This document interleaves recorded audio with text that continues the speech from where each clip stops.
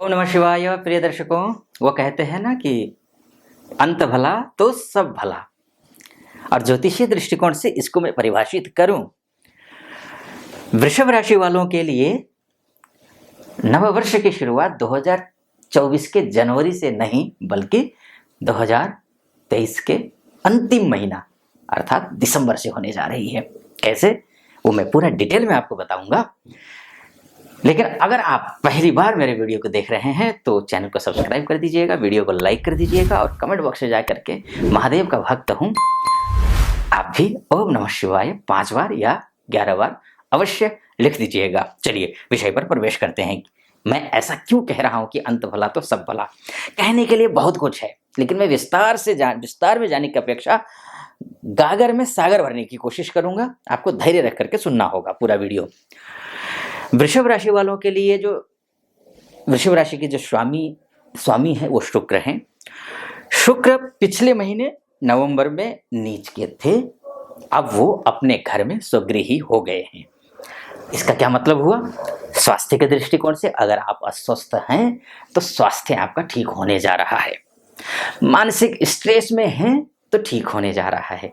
घर लेने की सोच रहे हैं, गाड़ी लेने की सोच रहे हैं, प्रॉपर्टी लेने की सोच रहे हैं, इष्ट मित्र से सहयोग की अपेक्षा रखते हैं, अपने नाते रिश्तेदार से सहयोग की अपेक्षा रखते हैं, भौतिक सुख साधन की अपेक्षा है और उसकी चाह है, आपको उसको आप प्राप्त करना चाह रहे हैं, या फिर लव लाइफ से आप जुड़े हुए हैं तो उसमें खटपटी चल रही हो, तो इन सब चीज के लिए नवंबर की अपेक्षा दिसंबर का महीना बहुत बेहतरीन है। जो चांडाल योग बना हुआ था अभी तक, जो चांडाल योग बना हुआ था वो तो समाप्त हुआ, लेकिन वास्तव में उसका फल आपको दिसंबर से मिलेगा। पहले तो यह है कि इससे पहले भी मैंने वीडियो बनाए हैं, राहु कितने दिनों के बाद राहु एक्टिवेट होगा और आपको फल देगा।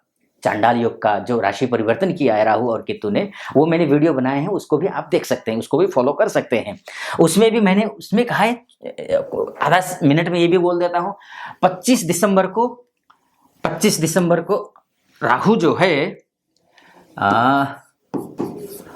25 दिसंबर को राहु 27वें डिग्री के हो जाएंगे। जैसे ही 27 डिग्री के मीन राशि में होंगे वो एक्टिवेट होंगे। एक तो गुरु चांडाल योग जो था, जो राहु परिवर्तित हुआ था, उसकी वजह से जो परेशानी गुरु चांडाल योग या फिर राहु गुरु के संबंध की वजह से जो भागदौड़ मचा हुआ था, जीवन में अनेक प्रकार की परेशानियां आई हुई थी, वो ठीक होने जा रहा है 25 दिसंबर से। एक तो ये है। दूसरी बात, मैंने आपको बोला 30 नवंबर को आपकी राशि का स्वामी जो शुक्र हैं वो स्वगृही हो गए हैं। यहाँ आप देख सकते हैं शुक्र जो है तुला राशि में है स्वगृही। अभी तक क्या था कि वो कन्या राशि में थे, केतु के साथ बैठे हुए थे। कुछ चलता अक्टूबर से तो थोड़ा सा बेहतर स्थिति में नवंबर था, लेकिन उतना अच्छा नहीं था। लेकिन दिसंबर का जो महीना है नवंबर से बेहतर होने जा रहा है। तो ये है। तो इसके बाद जाकर के देख लीजिए, अब बुध की स्थिति भी देखिए, बुध अच्छी स्थिति में है। फाइनेंस का जो ग्रह है, बस इतना निवेदन करूंगा आपसे कि अनावश्यक रूप से जो खर्चा है उस पर बिल्कुल लगाम लगाइए। जितना खर्चा है उस पर कटौती कीजिए।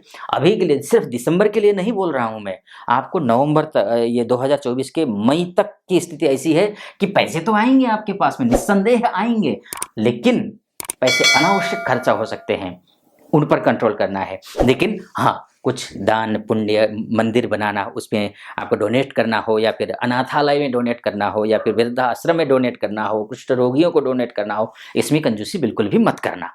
इसमें करना, लेकिन अनावश्यक रूप से वो उन खर्चों पर लगाम लगाने की जरूरत पड़ेगी, आपको लगाइएगा। इसके साथ साथ शनि देखिए बहुत अच्छी स्थिति में आएगा, बिल्कुल दिसंबर में मिड में, मतलब बहुत अच्छी स्थिति में, 10 डिग्री के ऊपर है, यानी कि अच्छी स्थिति में आने वाला है, आ रहा है। तो इसका मतलब यह है कि आपका भाग्येश अच्छा है, आपका कर्मेश अच्छा है। और बोलते हैं ना, भाग्यम फलति सर्वत्र न च विद्या न च पौरुषम। भाग्य अगर अच्छा हो तो हर एक चीज हासिल किया जा सकता है, और करेंगे आप इस महीने में। यानी कि नया वर्ष जो शुरू होने जा रहा है ना, उससे पहले कुछ ऐसा तो होगा जिसकी वजह से आपका मन प्रसन्न होगा, धनाधान्य की प्राप्ति होगी, और संतान सुख के लिए भी प्रयास कर रहे हैं तो वो भी अच्छी स्थिति में दिखाई दे रहा है। अगर आप बिजनेस करते हैं तो बिजनेस करने वालों के लिए या फिर बिजनेस को लेकर के, प्रॉपर्टी को लेकर के, या फिर कुटुंब की प्रॉपर्टी को लेकर के, पैतृक संपत्ति जो है उसको लेकर के किसी प्रकार के कोई कोर्ट कचहरी का मामला चल रहा हो, या फिर जो है विदेश जाने की प्लान कर रहे हैं, उसमें सफलता नहीं मिल रही है, या फिर आप वर्किंग वीज़ा के लिए अप्लाई कर रहे हैं, या फिर जो है आप एजुकेशन वीज़ा के लिए, पीआर के लिए अप्लाई कर रहे हैं, कुछ भी आप विदेश से रिलेटेड कुछ भी कर रहे हो, उसमें आपको सफलता मिलती हुई दिखाई दे रही है। कारण क्या है कि मंगल स्वगृही हो गया है। मंगल स्वगृही होने का मतलब ये है अपने ही घर में केंद्र में बैठा हुआ है। अब बिजनेस करने वालों के लिए तो इससे अच्छा बेहतर स्थिति क्या हो सकती है। जहाँ तक बात है विदेश जाने वालों के लिए, विदेश जाने वालों के लिए भी जो है बहुत अच्छा है। यहाँ से अष्टम में चला जाएगा, ये भी बहुत अच्छी स्थिति दिखाई दे रही है। तो यानी कि एक ही चीज दिसंबर में जो अगर नुकसान है तो वो एक ही चीज का नुकसान है, वो है अनावश्यक खर्चा, उस पर कंट्रोल करना है। एक दूसरा ये है कि बाकी उसी पे खर्चा, इसी पे कंट्रोल कीजिए। और एक और बात मैं आपसे कहूँगा कि बहुत सोच समझ करके आप अपनी भाषा का इस्तेमाल कीजिए। जो बातचीत करते हैं ना, बातचीत करते समय आप ऐसा एग्रेशन कभी मत, ये इस महीने कम से कम मेरा निवेदन है, मत दिखाइएगा। आप एग्रेशन होंगे, एग्रेसिव होंगे आप, क्योंकि मंगल भी अपने घर में हो गया है, वृश्चिक राशि का मंगल है एक।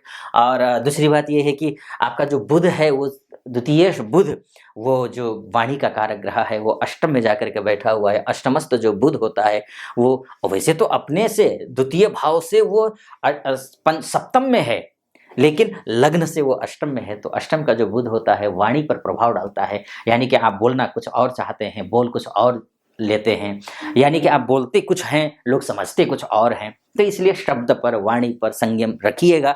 बस इस बात का ध्यान रखना है, अनावश्यक खर्चे पर कंट्रोल करना है, इतना ही करना है। बाकी आपकी कुंडली बहुत अच्छी, बहुत बढ़िया बन रही है। लेकिन ये एक बात मैं यहाँ पर क्लियर करना चाहूँगा, ये मोटा मोटी तौर पर कुंडली है, ये चंद्र राशि के हिसाब से कुंडली है।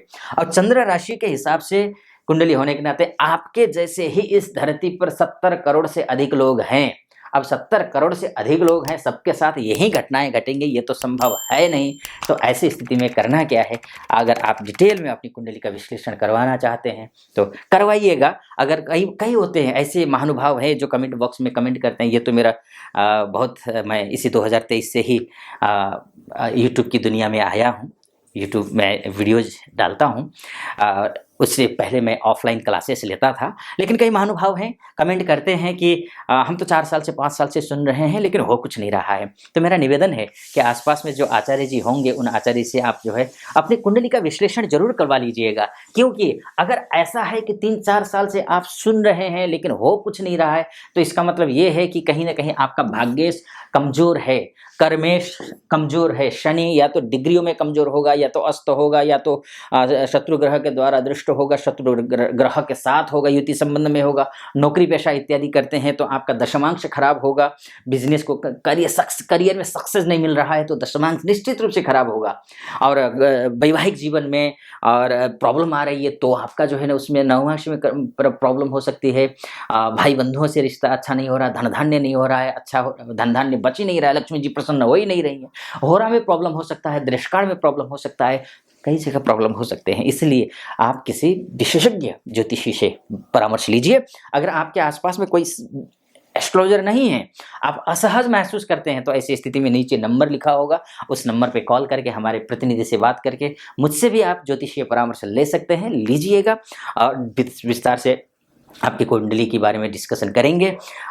इसके साथ साथ अगर ये दोनों ही चीज़ें नहीं कर पाते हैं, आप कॉल भी नहीं कर पाते हैं, अपॉइंटमेंट उसमें समर्थ नहीं है और आसपास में कोई अच्छे एस्ट्रोलॉजर नहीं है, तो ऐसी स्थिति में आप शनि की पूजा जरूर करिए, माँ भगवती की पूजा अवश्य करिएगा, धन धान्य के लिए विष्णु जी की पूजा अवश्य करिए। इतना फिलहाल इस वीडियो को मैं यहीं पर समाप्त करता हूँ। कैसा लगा आपको वीडियो? अच्छा लगा हो वीडियो तो पहली बार देख रहे हैं तो चैनल को सब्सक्राइब कर दीजिएगा, वीडियो को लाइक कर दीजिए और कमेंट बॉक्स में जाकर के ओम नमः शिवाय 5 बार या 7 बार जरूर लिख दीजिए। फिलहाल अनुमति दीजिए। ओम नमः शिवाय।